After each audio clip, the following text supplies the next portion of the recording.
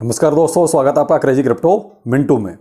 बात करेंगे FOMC meetings की। और आपका देखिए इस महीने में कई टोकन्स में अनलॉकिंग हो रही है, यानी कि जो लॉक पड़ा हुआ है माल, यानी कि जो टोकन्स लॉक हैं वो अनलॉक हो रहे हैं। वो कौन कौन से ऐसे टोकन्स हैं जिनमें अनलॉकिंग हो रही है, तो मैं आपको आज कुछ बताता हूं, कल कुछ बताऊंगा। तो ये इसी महीने के अनलॉक हैं, तो हो सकता है इनमें थोड़ा सा प्राइस कुछ आपको वेरिएशन नजर आए। तो चलो पहले करते हैं एफओएमसी की बात कि एफओएमसी में आखिर क्या है आज।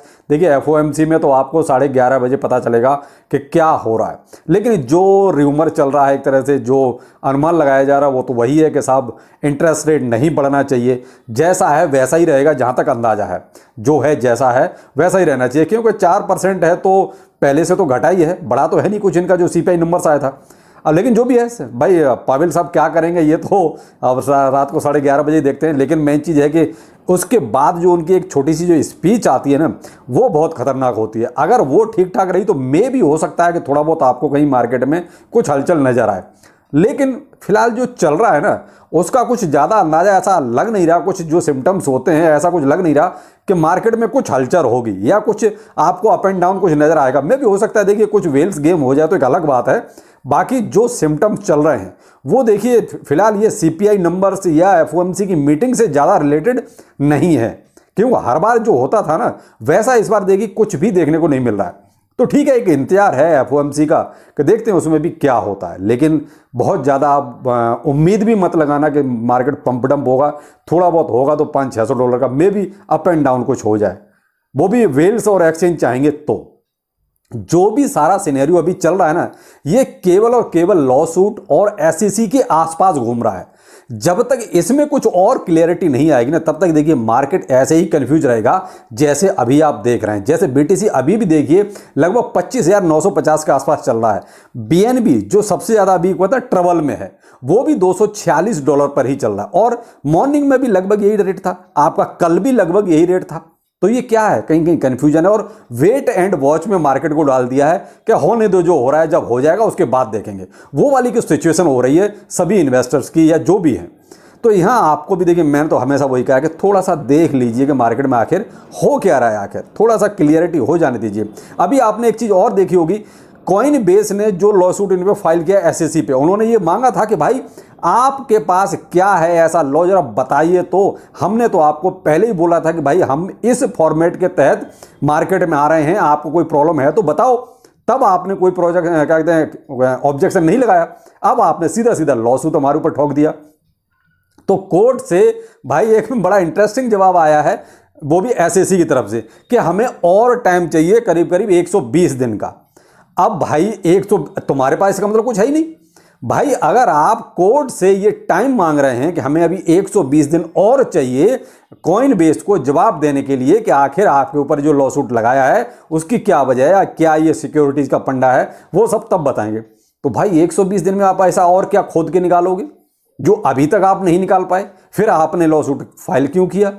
तो ये क्या है, बहुत सारे सवाल हैं। और कहीं ना कहीं ऐसे मधुमक्खी के छत्ते में गैरी गैंसलर ने हाथ डाल दिया है, जहां अब वो कहते हैं कि गर्म दूध न उगलने का और न निगलने का, वो वाली हालत हो गई है गैंसलर की। और कहीं की सरकार भी इस पूरे पचड़े में फंस गई है।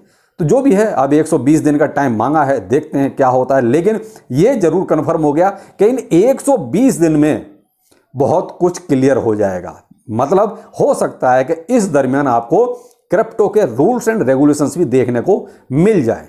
लेकिन डिपेंड करता है कि आगे सरकार क्या क्या कैसे कैसे कदम उठाती है। तो फिलहाल तो देखिए ये जो जितना भी सब देख रहे हैं आप, ये सब का सब वही लॉसूट और जितने भी ये आप कॉइन बेस, बाइनेंस, ये सब जो फंसे हैं ना, मैटर उससे ज़्यादा है बजाय कि एफओएमसी की मीटिंग या सीपीआई नंबर्स। देखिए सीपीआई नंबर्स आ गए, क्या हुआ?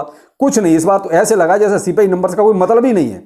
वरना तो हर बार ऐसा होता था कि मार्केट थोड़ा पंप डंप होता था, लेकिन इस बार तो ना एक्सचेंज ना वेल्स किसी ने भी कोई भी हरकत नहीं की। तो उससे आप अंदाजा लगाइए कि एफओएमसी की जो 11:30 बजे नंबर्स और आएंगे इंटरेस्ट रेट का कि भाई क्या हुआ क्या नहीं हुआ, तो उसमें भी कोई बहुत ज़्यादा उम्मीद मैं नहीं मानता। बाकी देखते हैं क्या होता है भाई, क्रिप्टो करेंसी कभी भी कुछ भी हो जाता है। अब बात करते हैं, जो मैंने आपसे कहा कि कुछ टोकन ऐसे हैं जो इसी महीने में यानी जून में जिनकी सप्लाई अनलॉक होनी है। जैसे पहला टोकन है हमारा बिट डाओ। इसकी सप्लाई जो टोटल सप्लाई है उसका लगभग 1.88% जो है अनलॉक होगा और इसकी संख्या लगभग जो है 188 मिलियन टोकन जो है आपके अनलॉक हो रहे हैं 15 जून को। तो एक तो ये हो गया। दूसरा टोकन है आपका ब्लर। इसकी टोटल सप्लाई का लगभग 6.62% अनलॉक होके आ रहा है 17 जून को। अगर मैं टोकन की संख्या बताऊं तो लगभग टोकन में बैठते हैं अप्रोक्स आप मान लीजिए 200 मिलियन टोकन आपके अनलॉक होके आ रहे हैं। ठीक है, मार्केट में आएंगे, कहां जाएंगे। और तीसरा टोकन मैं आपको बताता हूं फाइल कॉइन। इसकी सप्लाई 0.28% अनलॉक हो रही है और अगर टोकन में माने तो लगभग आपका 56 लाख के आसपास जो टोकन बनते हैं। जो ये 3 टोकन मैंने आप बताए और ये सब वही 15, 16 और 17 इन 3 दिन में जो है अनलॉक हो जाएंगे। तो मे भी हो सकता है, देखिए मार्केट पहले से ही आपका थोड़ा सा ट्रबल में है, आप देख ही रहे हैं। तो हो सकता है कि इस मार्केट का इंपैक्ट आपको शायद इन पे और ज़्यादा नजर आए, क्योंकि एक तो अनलॉक होकर माल मार्केट में आएगा, दूसरा मार्केट ऑलरेडी आपका जो है नीचे चल रहा है। तो एक तरह से डबल इनके साथ गेम हो गया। एक तो मार्केट की मार, दूसरा इनका सप्लाई ऐसे टाइम पर आ जाना जहां पर मार्केट ऑलरेडी जो है आपका नीचे चल रहा है। तो यहां देखिए, मैं तो आपसे यही कहना चाहूंगा कि फिलहाल जो मार्केट में चल रहा है उसे चलने दीजिए। से हमारे और आपके बस में कुछ नहीं है। बेहतर वही है कि पैसा अगर आपके पास है तो उसको आप अपने जेब में रखिए, क्योंकि जब वक्त सही होगा ना उस टाइम पे अगर कुछ इन्वेस्टमेंट किया जाएगा तो ज़्यादा बेहतर रहेगा। अभी तो देखिए न तो वक्त सही चल रहा है, ना ही मार्केट की कंडीशन अच्छी चल रही है, क्योंकि जो आप देख रहे हैं सारी की सारी एक ही जगह ठहर गई जाके, यानी कि कोर्ट केस पर। जब तक ये कोर्ट केस का थोड़ा फंडा क्लियर नहीं होता ना, तब तक देखिए मुझे नहीं लगता कि क्रिप्टो करेंसी में आपका कुछ बहुत ज़्यादा उतार चढ़ाव आने वाला। देखिए कहने को कुछ भी कहें लोग कि यहाँ से 30,000 जाएगा, 35,000 जाएगा, ये हो जाएगा तो इतना चला जाएगा, उतना हो जाएगा तो उतना चला जाएगा, लेकिन मैं इस चीज़ को नहीं कहता। मैं तो साफ कहता हूँ कि जब तक ये कोर्ट केस का फंडा थोड़ा सा क्लियर नहीं होगा तब तक मार्केट में आपको बहुत ज़्यादा कुछ भी उतार चढ़ाव ऐसा नज़र नहीं आएगा। कि आपको सिर्फ एक चीज़ और करनी है। देखिए अभी फिलहाल जितने भी टोकन थे जो अभी आप सिक्योरिटी में देख रहे हैं ना, जो नाम आए हैं, खासकर तो जो सबसे ज़्यादा प्रॉब्लम में जो आता है ना सबसे ज़्यादा मैटिक। तो मैंने तो हमेशा से बोला है कि आप पॉलीगॉन मैटिक को होल्ड करके रखिए, कोई प्रॉब्लम की बात नहीं है, यहाँ किसी तरह की कोई दिक्कत नहीं है। क्योंकि यहाँ आपने एक पॉजिटिव चीज़ और देख ली, बाइनेंस को ये एक तरह से कोर्ट से एक ग्रीन सिग्नल कहेंगे बाइनेंस यूएस को, कि आप जो है अपनी एक तरह से ऑपरेशन जारी रख सकते हैं। क्योंकि जो अर्जेंट इमरजेंसी में जो इन्होंने अकाउंट फ्रीज करने के लिए जो एक तरह से परमिशन मांगी वो डिनाई कर दी गई। तो यहाँ से आप समझ जाइए, देखिए ये सब जो है एसएससी कहीं ना कहीं ड्रामेबाजी में फंसा हुआ है।